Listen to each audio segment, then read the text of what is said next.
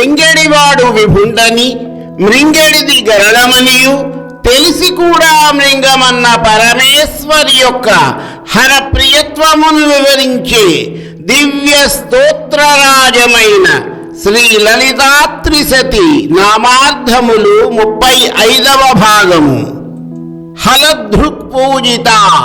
హలము అనగా నాగలి, ధృక్ అనగా ధరించినవాడు. నాగలిని ధరించినవాడు బలరాముడు. అటువంటి బలరామునిచే పూజింపబడునది జగన్మాత లలితా మహాత్రిపుర సుందరి కనుక శ్రీ లలితా త్రిశతి స్తోత్రము ఆ తల్లిని హలధృక్ పూజిత అనే నామముచే కీర్తించింది. బలరాముడు ఆదిశేషుని అవతారము. ఈ సమస్త భూమండలం యొక్క భారమును భరించు ఆదిశేషుని చేతనే కీర్తించబడు మాత ఈ జగతికంతటికీ కూడా పూజనీయురాలు, ఆరాధ్య. ఒక్క మాటలో చెప్పాలంటే సమస్త జీవులచే ధ్యానాదులచే ఆరాధించు పరబ్రహ్మస్వరూపిణి శ్రీ లలితా పరాభట్టాలిక. హరిణీక్షణ. హరిణము అనగా లేడి లేదా జింక. ఈక్షణ అనగా చూపు కలిగినది. పరమేశ్వరి లలితాంబిక హరిణమునకు కలిగిన చూపులు కలిగినటువంటిది. లేడి యొక్క కన్నులు ఎంతో తీక్షణముగా దూరదృష్టి కలిగినవై ఉంటాయి. తనపై ఏ మృగము ఎటువైపు నుండి దూకుతుందా అని అది నలువైపులా జాగరూకతతో పరికిస్తూనే ఉంటుంది. జగన్మాత చూపులు కూడా అంత తీక్షణమైనవే. అయితే హరిణి చూపులకు జగన్మాత చూపులకు ఎంతో భేదము ఉన్నది.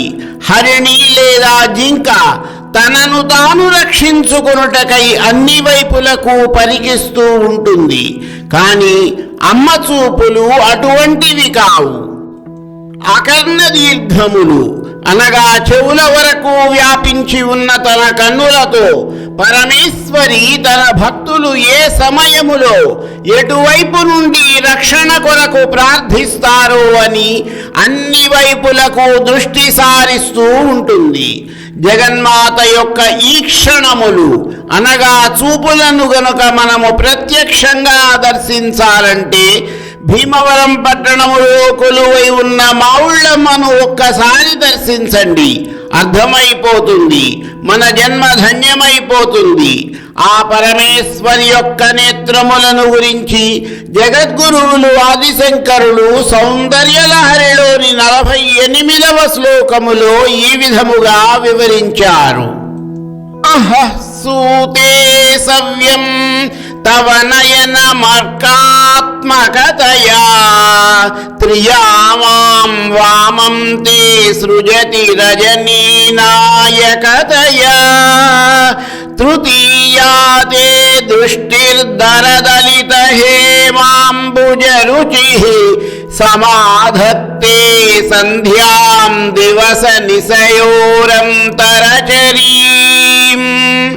అమ్మా, నీ కుడి కన్ను ఈ సమస్త జగత్తుకు ఆధారభూతుడు, ప్రాణప్రదాత, ఆహారదాత అయిన సూర్యుడు. నీ ఎడమ కన్ను సమస్త విశ్వమునకు శీతలత్వమును పంచి ఓషధులను వ్యాప్తి చేసే చంద్రుడు. నీ 2 కన్నుల వలననే పగలు రాత్రి కలుగుతున్నాయి. ఇక నీ 3వ నేత్రము ఉభయ సంధ్యలకు ప్రతీకగా ఉన్నది.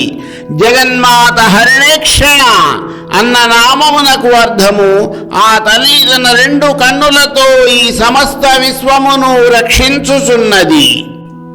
హరిణేక్షణ అని కీర్తించబడిన పరమేశ్వరి దృక్కులను సౌందర్యలహరిలోని 49వ శ్లోకములో ఈ విధముగా వర్ణించారు జగద్గురువులు ఆదిశంకరులు. విశాలా కళ్యాణి స్ఫుట రుచిరయోధ్యాకువలయై కృపాధారాధారా కిమపి మధురా భోగవతికా అవంతి దృష్టిస్తే బహునగర విస్తార విజయా ధ్రువం తత్తన్మామవ్యవహరణ యోగ్యా విజయతే. అమ్మ, నీ దృష్టి విపులమైనది, కళ్యాణకరమైనది, శుభప్రదమైనది, దుర్జయమైనది, దయారసముతో నిండి ఉన్నది, అవ్యక్త మధురమైనది, సకల జనులకు రక్షాకరమైనది, విజయమును ప్రసాదించున్నది అయి ఉండుటచే ఆయా పుణ్యనగరముల పేర్లతో వ్యవహరించబడుచున్నది.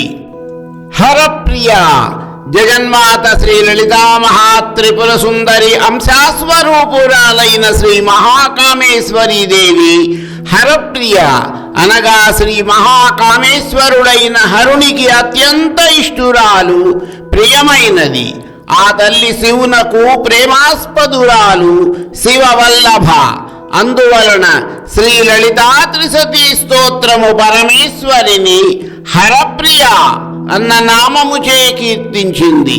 హరుడంటే ఆ తల్లికి ఎంత ప్రేమ అంటే, అమ్మా నువ్వు నా కుమార్తెగా జన్మించాలి అని కోరుకున్న దక్షునికి, హిమవంతునికి, కాత్యాయన మహర్షికి ఆమె పుత్రికగా ఆవిర్భవించినది. కాని జన్మ జన్మలకు పరమేశ్వరి ఈశ్వరునే తన భర్తగా భావించింది. కఠోరమైన తపస్సులను చేసి పరమేశ్వరుని తన భర్తగా పొందినది.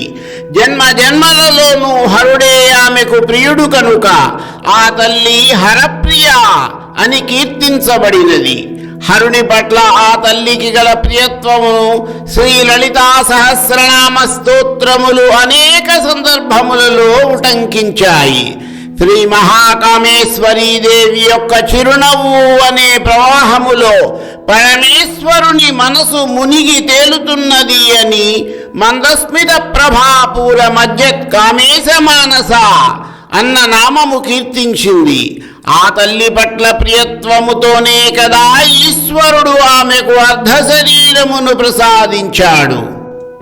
ఈశ్వరునికి ఆ తల్లి పట్ల గల అవ్యాజమైన అనురాగము, నమ్మకము ఎటువంటిదంటే, క్షీరసాగర మథన సమయములో ఆవిర్భవించిన హాలాహలమును స్వీకరించి రక్షించవలసినదిగా దేవతలు ప్రార్థించినప్పుడు ఆయన ఏమి చేయమంటావన్నట్లుగా జగన్మాత వైపు చూశాడు. సర్వమంగళ అయిన తల్లి సకల లోక రక్షణార్థమై ఆ హాలాహలమును స్వీకరించమన్నది. విషమును స్వీకరించేవాడు తన భర్త అని, త్రాగేది భయంకరమైన హాలాహలమని తెలిసి కూడా త్రాగమన్నది ఆ తల్లి. తన మాంగళ్యముపై ఆమెకెంత నమ్మకమో అది ఆ తల్లి యొక్క హరప్రియత్వము. మరికొన్ని నామములకు అర్థములు నా తదుపరి వీడియోలో